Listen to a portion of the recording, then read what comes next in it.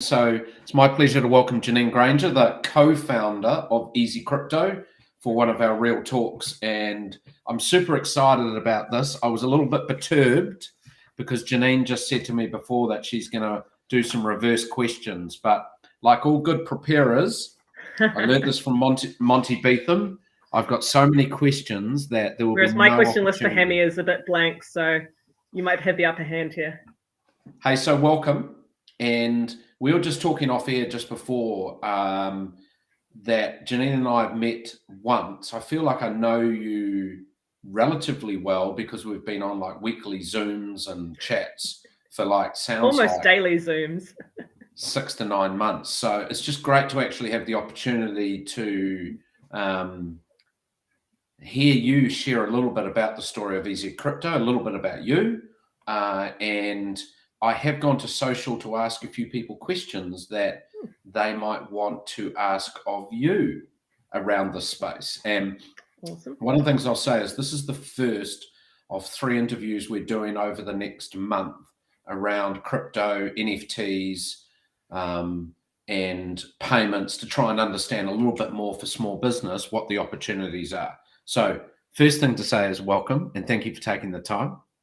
No problem. Thanks for having me on. It's always a pleasure to catch up, Hemi, and this time on something a little bit more relaxed than trying to raise a whole bunch of money. So. Yeah, and we're going to get into that. So why don't we just start with Easy Crypto today, what it does, for who, where, how many people, yada, yada. Like, what is it? Sure thing. So Easy Crypto is a cryptocurrency retailer. So we're a way for people to buy and sell and swap cryptocurrencies. We started here in New Zealand, and this is still where the majority of our customer base is, but we are a company that's going global. We're now in Australia, South Africa, and Brazil with more launches underway. And really, our mission is all about financial empowerment. And we see that cryptocurrency and blockchain technology has huge potential to give people much better, cheaper, faster financial products and services than we've had traditionally. So that's what we're all about. Wow. Now, Crypto 101 for Hemi, because we can't all text Janine on the weekends to get guidance on wallets and those sorts of things. So I'm going to give you a series of questions and let's see if we can clip through this, right? So what is crypto? Most simply, it's just a way to exchange value. It's a fully digital form of value or payment. And it does that with no intermediaries, and it's completely trustworthy. And it's a digital currency. Digital currency, yeah, or digital value, because value can be more than currency, as we see with things like NFTs, which I'm sure we'll get onto later as well. Okay, so Bitcoin, Ethereum, Solana, what are they? So Bitcoin is the very first cryptocurrency ever created, and that was where the term blockchain came from, was through the Bitcoin white paper.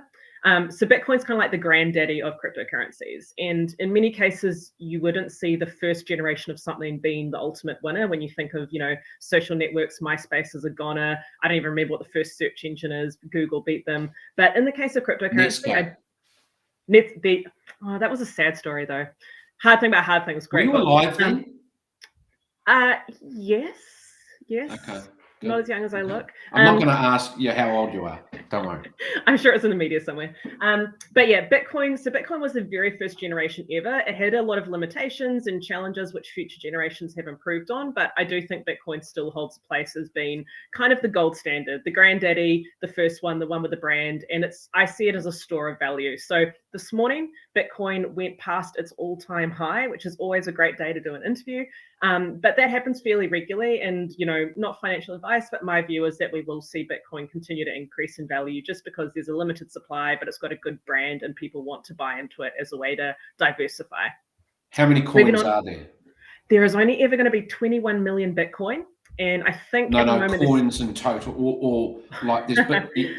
Is it like 4,800?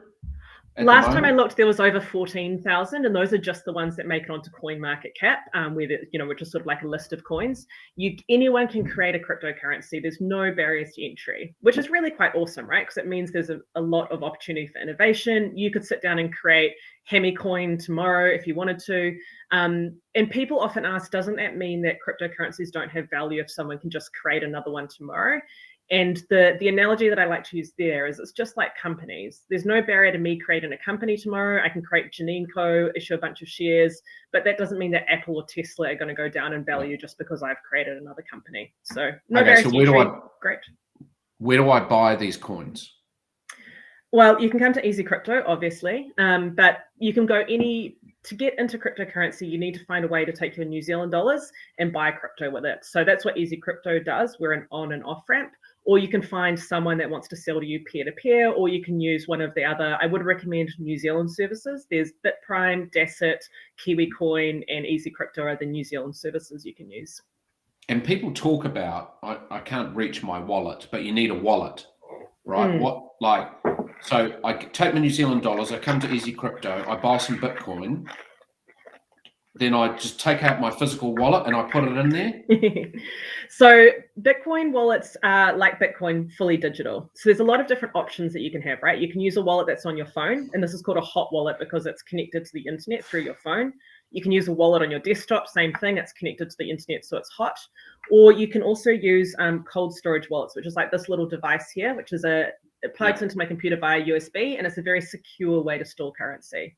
So the rule of thumb there is think of it like your wallet in your pocket. If what you keep on your phone would be your day-to-day spending, what you're happy to, lose without stressing you out too much. But for higher values or for, larger chunks of your portfolio, keep them in more secure storage like a hardware wallet. Interesting. Okay, DeFi, what is that? I don't know. No, just kidding. DeFi is decentralized finance. So that is everything that you can do with traditional finance, being able to do that through computer-generated networks that are not controlled by banks or other intermediaries. So for example, lending, I can go and lend my cryptocurrency to someone else anywhere in the world through an algorithm, through a contract that is based purely on computer code. There's no sort of, intermediaries sitting there trying to match up lenders and borrowers or clipping the ticket. It's just fully decentralized. Okay. And DeFi is fantastic. True or false? Yeah.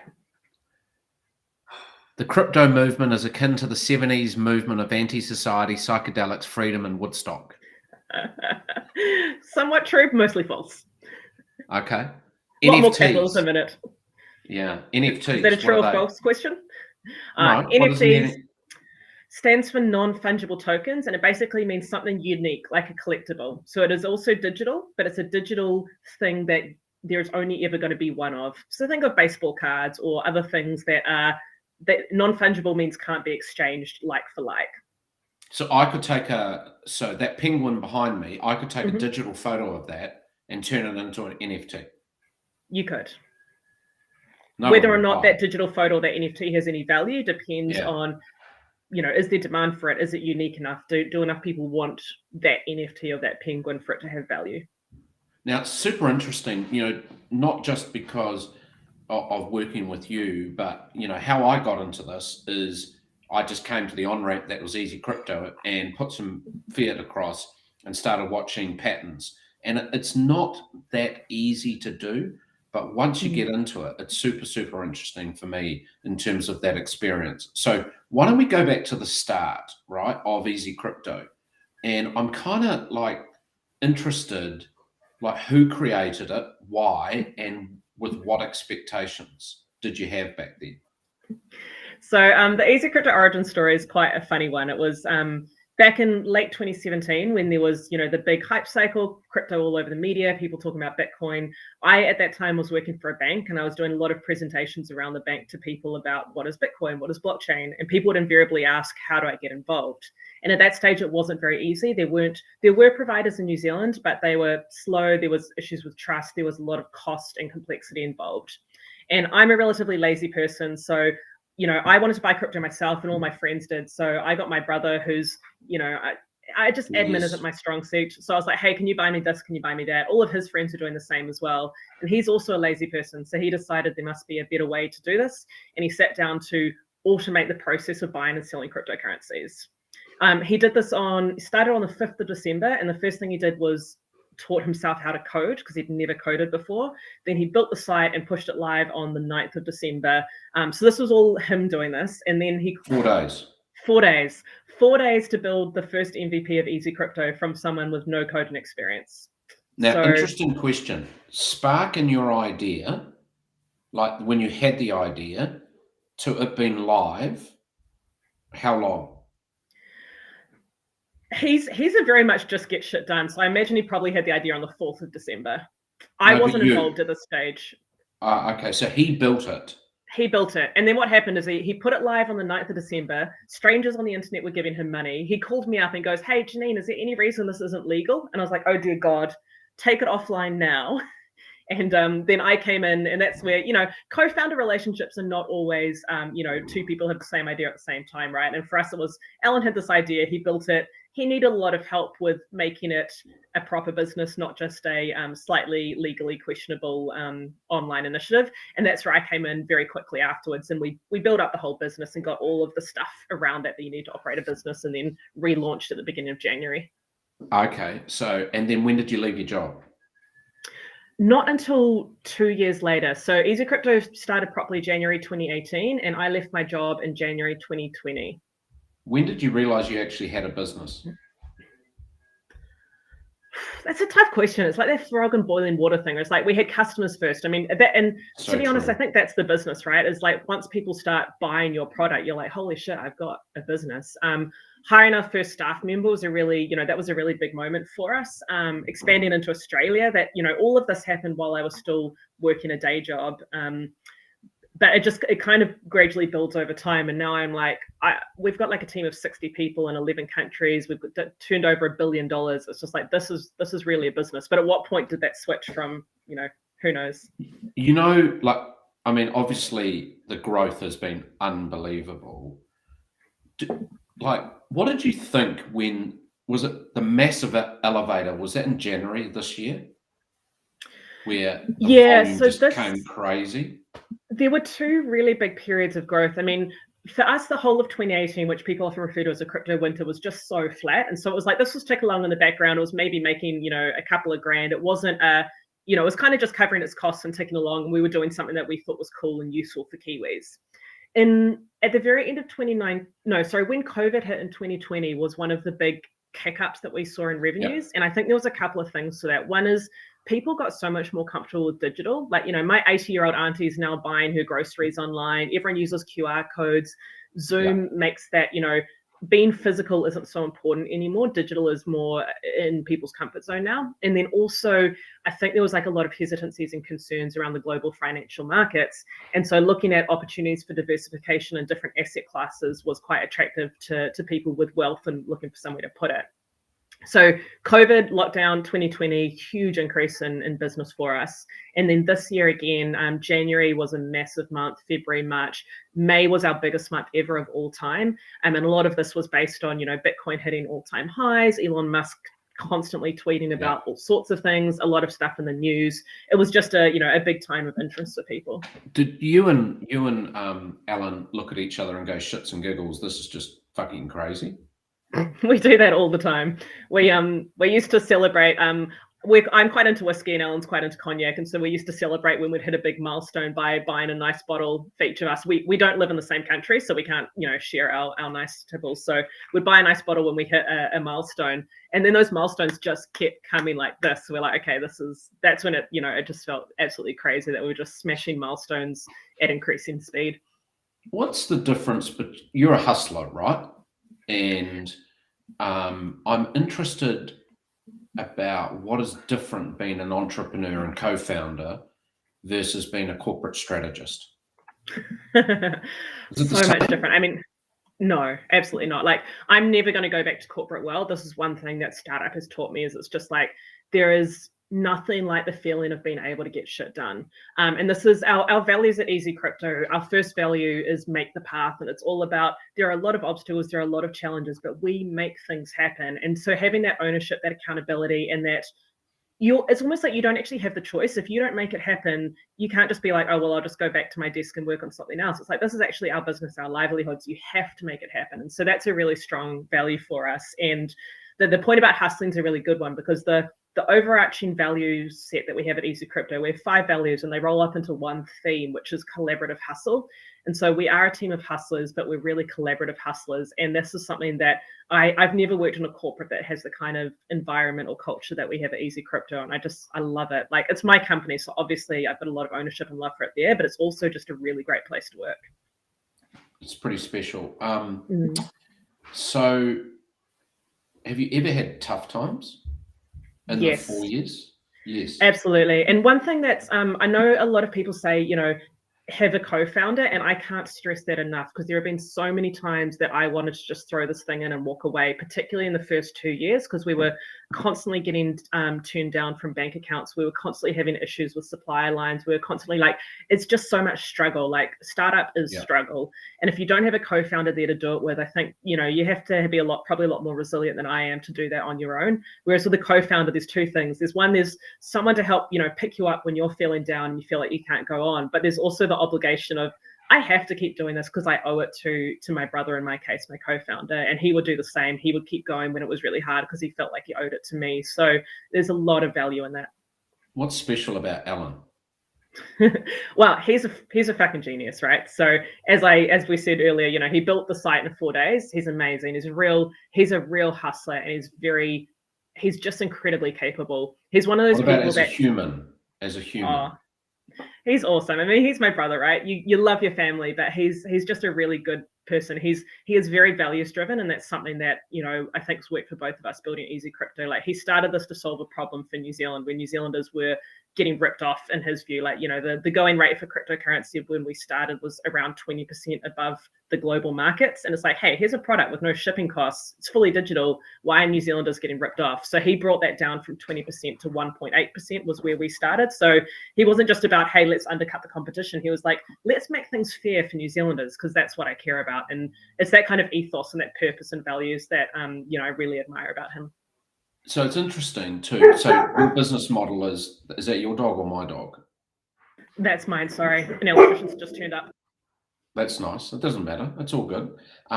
You make money by taking a clip of the ticket. Interesting question. Right. On a scale of 0 to 10 of the evolution of the Easy Crypto business model, where are you? We're very near the beginning. Like, we have, I like to say that we sell 150 different cryptocurrencies, but it's one product. So we really just have one product, which is getting into crypto or getting out of crypto. So okay.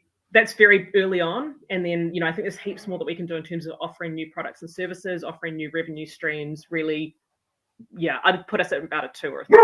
That's pretty exciting. Now, bootstrapped 4 years, massive growth. I've never seen the growth in a company like Easy Crypto, like ever, right?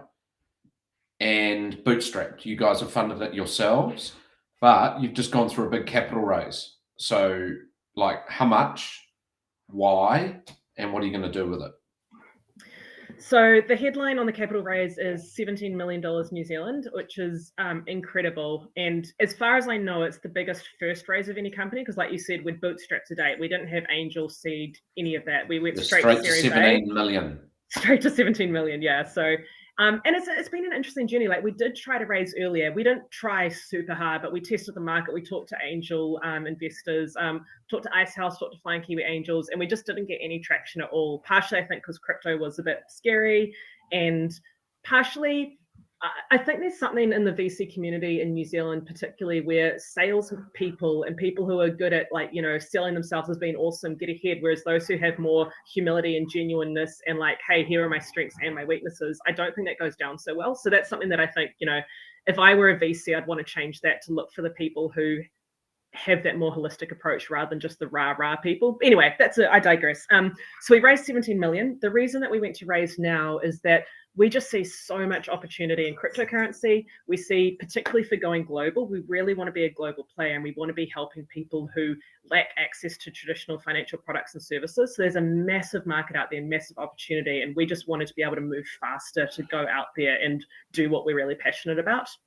So the 17 million will be used Firstly, for market expansion, so moving into new territories, we've got a Southern Hemisphere focus. Secondly, for product and service expansion, like I said, our product set is pretty basic at the moment, but there's so much that we can do, particularly into DeFi, NFTs, a whole bunch of other stuff. And thirdly, for key hires, which I've got some fantastic new people coming on board. Some have already started and a bunch more coming over the next couple of weeks and months. It's just really exciting for us. And investors are around the world, right? Nuance, ICS Ventures. Yeah, so we've been a huge sort of, the bulk of our investors are New Zealand based, and so led by Nuance, who are purpose driven and heavily backed by Icehouse, who have been absolutely fantastic as well. And then we've got investors out of Asia, which gives us really great connections for our growth into Indonesia and Southeast Asia, and investors in the US, where we have, I guess, connectivity for more of the blockchain and Silicon Valley kind of players. So, quick question: if you were a founder trying to raise your first round, with your experience, what would be your advice to them be? I would say two things. Well, two things that have worked for me, and I guess everyone's journey is different, but for me, go it on your own as much as you can. Like if we had raised a year or 2 years or 3 years earlier, we would have given up so much more of our company, and we would have had probably smaller sites and more restrictions of what we're doing. So make it as far as you can in your journey before you raise. As it is, we've raised 17 million and only given up sort of, only just into double figures. So that's one thing. And the second thing is find a lead investor, and this is really hard, but I think really worth it. Find a lead investor that is aligned with your values. We very nearly signed a lead investor that was not at all aligned with us, but we just desperately needed someone to lead, because there's this kind of weird thing in venture capital where everyone wants to follow and no one wants to lead. So we very nearly signed a lead that just would have been a terrible choice. And I'm really grateful that we managed to get Nuance, who are purpose-driven, globally connected, and we're really on the same wavelength as them, which I think will absolutely set us ahead for the growth of the business. Awesome. Okay, rocket questions. Some of them are slightly difficult. I don't know what rocket questions are. That just means quick questions and quick answers. Okay, right? Quick answers. Brands that inspire and form Easy Crypto. I don't have a quick answer for that. There you go. Well, because the next Rocket question, Lab and Zero are probably my New Zealand inspirations. Okay. I think what they're doing is awesome. Yeah. If crypto was a song, what song would it be? I'm coming out. I want the world to know.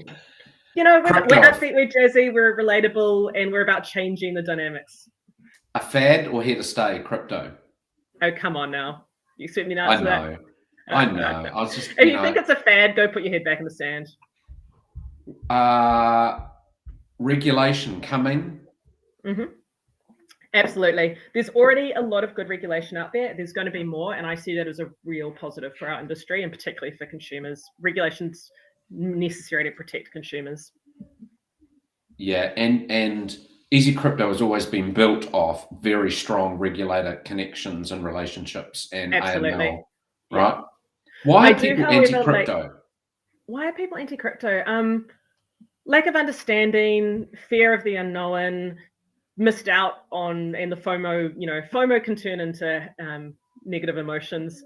I don't really know, right? It's just like, to me, it's quite simple. It's just a better way of doing what we already do. It's a better way of doing finance. So how do you secure your platform and protect your users? By making that our number one priority. So safety and simplicity are our key pillars, and safety comes first, right? If we don't have a safe platform, we don't have anything. Conflict. Interesting. I know when your fundraising was announced, there were two fund managers that made statements in the media. Actually, funnily enough, both fund managers are investors in Easy Crypto, one direct, one indirect. Yep. And one was against the investment in crypto and one was for. What? Everyone's entitled to their opinion, right? Yeah.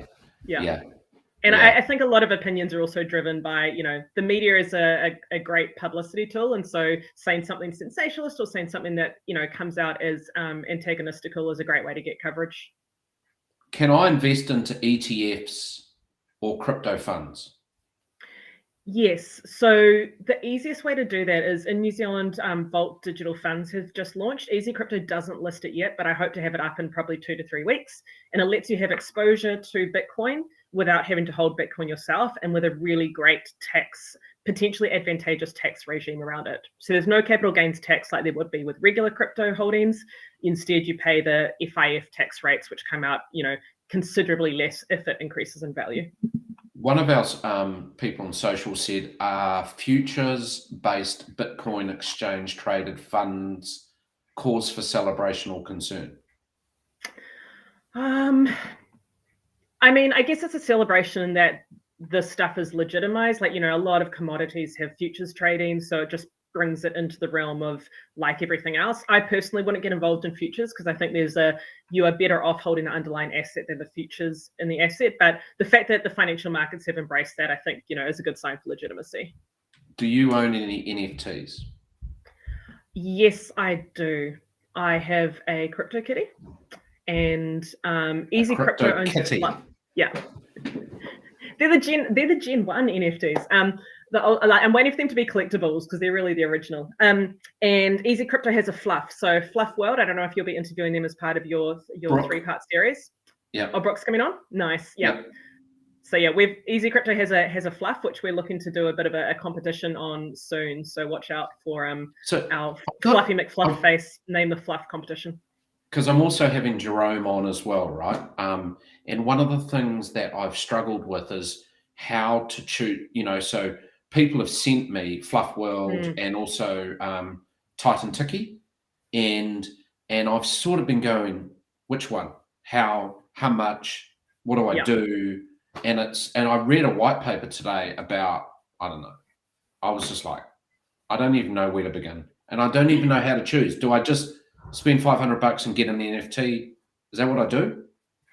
I think look at it like art, right? I mean, you're not buying NFTs as a investment vehicle because it's very, very speculative as an investment vehicle. But if you look at it like art or like a collectible, you buy something that you like, that you enjoy, or that you want to have. And if it goes up in value because other people also like it, awesome. But if you're going to spend $100,000 on a CryptoPunk, then in 5 years' time, the world's like, we don't care about CryptoPunks anymore. They're not worth anything. You don't want to regret that decision. You want to really love that CryptoPunk and be happy with it, regardless of what the value is. Interesting. My 2 cents. Yeah, no, it's pretty fair. Do you think this is the beginning of a whole raft of entrepreneurs and crypto entrepreneurs coming into this space and opportunities for New Zealanders?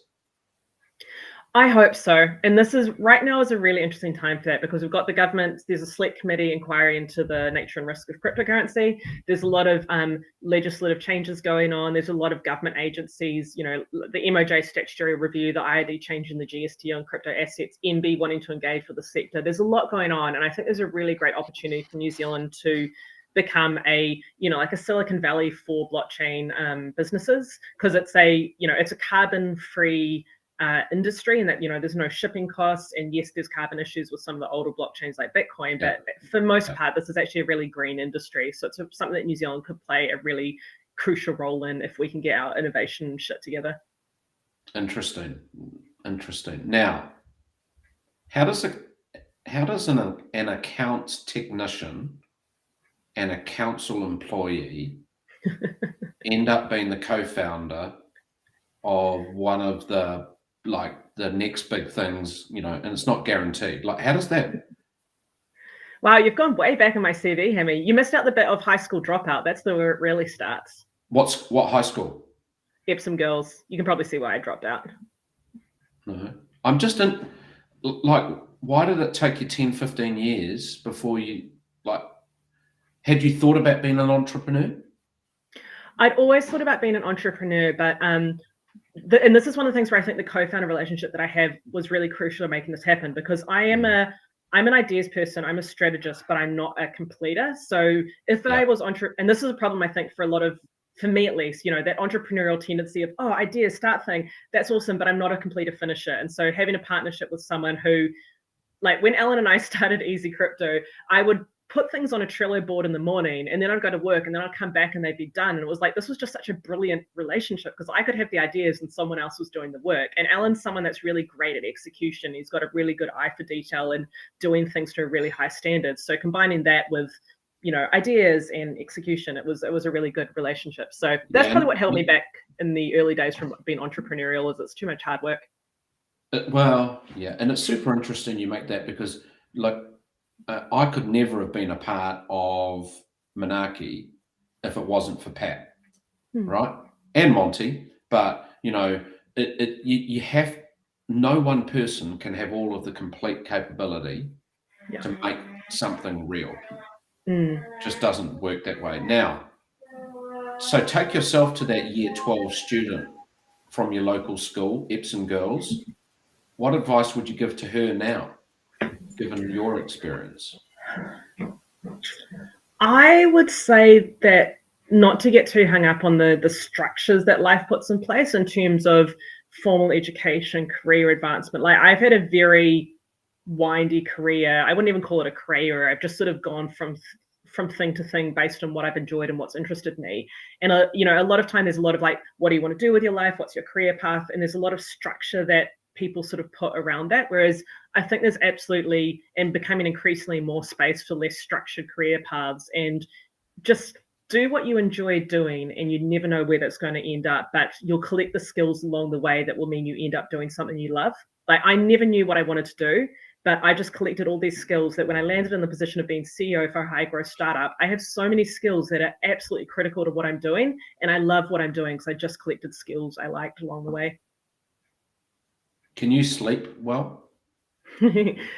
Usually. Sometimes I just get a little bit too much active brain late at night, and then I find it hard to go to sleep, or I wake up at 4 a.m. with a like, oh my God, the business is failing, or oh my God, I've got the best idea ever.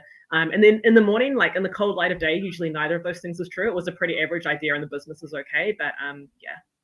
How important to you as a wahine, as a female, is it to have other female role models to look up to and learn from, or, and have as advisors and board members? Really, really important. And I think this is a really tough area, and it's something I really care about because I know we like to think that we're in a world where it doesn't matter, like that, we've got equality, there's, women in positions all over the place. But as a female going through the raise process, I really noticed how much that's not true. Like, I have been asked, I've had people say to me, hey, I never thought I would invest in a business run by a woman, or it was so great of the company sent a woman to represent them. I'm like, what the fuck? I'm the CEO. And I've actually had people ask me outright, like, are you planning to have children as part of a discussion around whether or not they would fund my business? And it's like, this kind of shit still happens, and people probably don't think that it does because most people wouldn't ever be in that mindset, but that mindset exists a lot out there. So having women that can understand those challenges that you go through, support you, even just raise the visibility for other women to, have role models to aspire to. I think it is still really, really important.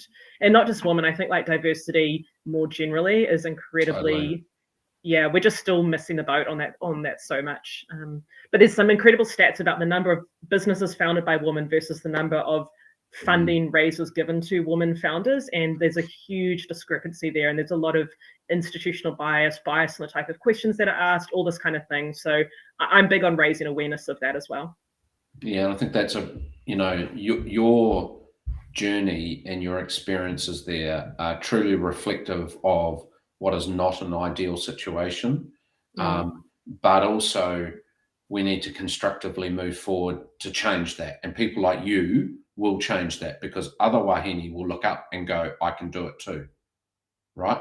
And that's really important. Now, how do we enable more financial literacy in New Zealand? This is something else that I am also super passionate about because in my business, I see the consequences of low financial literacy coming through all the time. So a lot of the side of crypto that probably doesn't get talked about enough is the scams and fraud. And this is not just like, it's not like, crypto itself is scamming necessarily, but it's like people getting sucked into scams where they don't have the, the financial literacy to assess, hey, if this thing's offering me, 1% per day return, is that actually realistic? Can I, should I be putting my money in that? How do I tell whether something's a Ponzi or a rug pull or something like that? So there's a lot of work that we do at Easy Crypto to try to protect our customers from bad investments, and having better financial literacy would be hugely important as part of that. And I think also the financial literacy just for people that aren't even getting involved in wealth yet. Like, you're never going to be rich if you can only live off what you earn with, your hands, sort of thing. It's a sad fact of life that to get wealthy, you need to be investing, you need to be starting businesses, you need to be doing other things than just wage income. And so not everyone can start a business, not everyone has the ability to buy property, but everyone does have the ability to invest. And so encouraging people to understand investments, to make wise investment decisions, and to just get started with just, little investments and grow over time, that's really, really important. I mean, I talked to Leighton Roberts, the co-founder of Sharesies, last week, and one of the things he talked about is when they brought their kids into the world is to put $5 a week into an account for them, and just do that all the way through to retirement. And Sharesies has a kids account, and I know the impact it's had on my children by the fact that they've got the web app and they can see, and I get to trade their portfolios, which is quite good fun. But can you ever see crypto for kids? Absolutely. And this is something I'd love to do, because a lot of our customers are already doing this. Like, they ask about setting up accounts for their children. I've got one woman, I think she's in her 70s, and she bought one of these physical devices for each of her grandkids. And every time she comes to our site to buy something, she buys it in triplicate, sends, one to each of the hardware wallets for the grandkids. And, I don't know what her portfolio is doing, but she's been doing this for a couple of years. So it's like those kids will be having really healthy looking crypto balances. And it's just really exciting that, parents or grandparents are thinking about these diversification options for their children. So yeah, I'm very much in favor of that. I think what Sharesies are doing with the kid accounts and Hatch as well is great, and I'd love to offer that at Easy Crypto. Yeah, because I think it's part of that pattern matching. It should be about democratization, and it's not about lots of money. I know my own experience since you sorted me out with my wallet is, it's not almost, it is every day. I look at it. I look at my Exodus wallet every day, or my other wallets, and I'm like, and I had a dick move. I transferred half my Bitcoin. It wasn't a lot, but I transferred it to Ethereum because I was like, that's a better one, and that wasn't such a good move over the last few weeks, but, I've learned from those patterns, and I think it's pretty awesome. Now, I'm going to give you, because you said that you wanted to give me a bit of grief, or you wanted to ask me a question, and we're kind of getting near the end of the 40 minutes, and I want to finish with you around what's next. But what's the question you got for me? I would like to know, Hammy, have you ever been a founder, and if not, why not? Yeah, it's a good question. Have I ever been a founder? Well, I've been yes, I'm a co-founder of Monarchy, and a shareholder in that, and I was the first paid CEO of the Ice House for 21 years. And I got involved in a lot of other things, right? Like a lot of other things. I think it's an interesting question. I would say, honestly, it's probably about confidence and self-confidence, and also not being a technical person. So if you look at my link tree, right, I'm involved in so many projects now. And that's, I think, what I get the shits and giggles for, is helping other people be successful. Mm-hmm. And I've just ended up in that portfolio world. I don't have a control thesis, and it's easy for me to say that because I sit in a nice house in a nice suburb in Auckland, and, that doesn't mean I don't have a mortgage. I do. But the short answer is, I made excuses when I was at the Ice House that I couldn't leave the Ice House, like mortgage, like kids at private school, like my parents aging, and who have passed away. And then, 20 years went, and I was just like, what the fuck? Right? But I don't regret it, because I have the most extraordinary life and get involved in projects that I care so much about. I've almost become like, I don't know if you've ever been to Singapore and you sit in those hotels looking at all the ships. I'm like a ships in the night sort of guy or girl, and I get involved in projects, and I feel very grateful for doing that. So you got any other questions? That was a little bit tough. I was almost honest. It's like the points you touched on there around confidence and the technical stuff, that's a really, think that's really valuable to dig into for people looking at potentially being founders or being entrepreneurs, because I don't have either of those things, or at least not to the extent that I would have thought I needed them. And I mean, you possibly weren't here early enough in this process to see it, but Mark and Tim, who are doing the raise with me, like over the last year, my confidence has grown immensely. Like a year ago, I wouldn't have thought that I was the right person to run my business. I just assumed that someone with better skills, with more knowledge, with more experience should be taking over the reins from me. Whereas I've, developed a lot of confidence over the last year and been able to do that myself, and also developed a lot of technical skills. Like you just learn shit on the job, right? So yeah, I don't know. I would say for potential founders, don't let that necessarily hold you back. Have a little bit of faith that you'll pick it up as you need it. Like, that fake it till you make it thing. It's so true. And it's also interesting, like, one of my absolute passion projects is with an extraordinary founder out of Melbourne, right? She is incredible, right? And I love her dearly. And I love the contribution that she's made to our family because she's involved in running. The challenge I have for her is that she's not technical. And so my guidance to her is that she needs a technical co-founder to build the platform. And that's the challenge, right? Is that I don't think you can really build a valuable tech company if you don't have dev in-house. Yeah, 100% agree. And I've seen a lot of people that started out the same time as me really struggling with that. Great ideas, but to try to outsource that is so expensive. And that's where you need to, raise way too early. So yeah, getting dev in-house is incredibly important. And I think I was just really lucky with getting someone who maybe didn't have any skills, but had the ability to learn that on the job. I just have one other question for you, Hammy. Yes. If you had $1 million and you could only invest it in 3 New Zealand startups or established companies, where would you sink your bets? And you don't have to say Easy Crypto. Well, I have invested in Easy Crypto, so I'm on the journey. Didn't see a third of $1 million though. Yeah, that's true. What would I invest in? So I'd invest in. It's interesting. I'd invest in a Icehouse Ventures portfolio fund that had exposure. That's cheating. Yeah, but I'd do that just for portfolio diversification. The second investment I would invest in would be Femi, which is the building the platform. Right?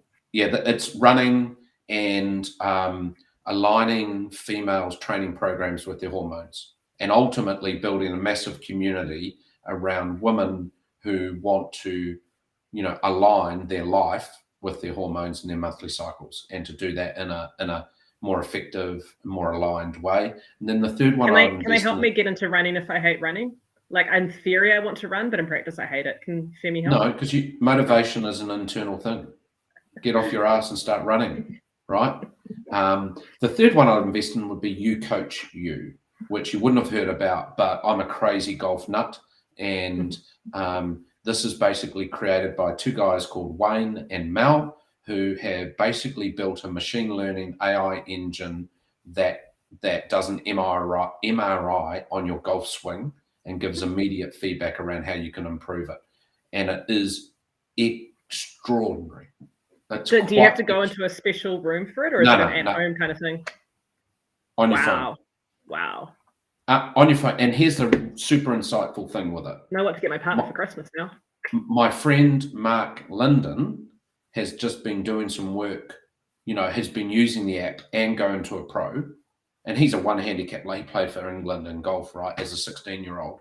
And the app identified things that the pro did not see. And you know why? Because a computer can see 400 points of contact that the human mind cannot even process it. So that's what I do. So I think you've asked me enough questions now, and we're at kind of like 43 minutes. So where I want to leave it is I'm kind of interested around where you see Easy Crypto, what's next, and like what's the dream when you said you're kind of like at 2 in the cycle of 0 to 10. What's going to happen next for Easy Crypto? Yeah, so for me, the challenge is how do we become the world's most trusted brand for cryptocurrency and for new financial products and services. So that's really what we want to build out towards, because our vision and what we're passionate about is all about bringing people opportunities for financial betterment.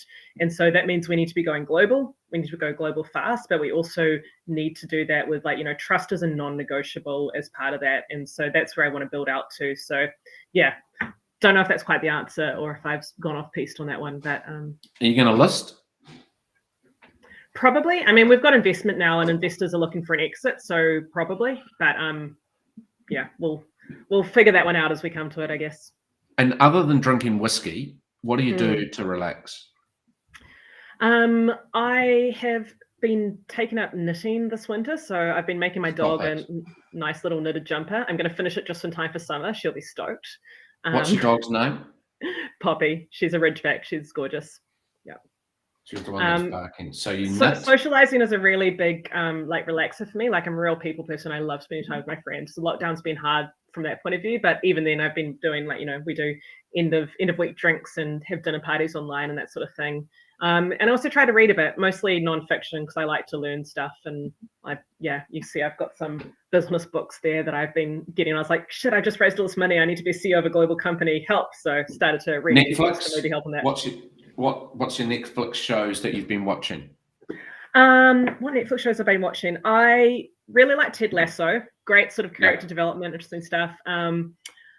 What else? I'm not like a huge TV person. I tend to just end up working too late. But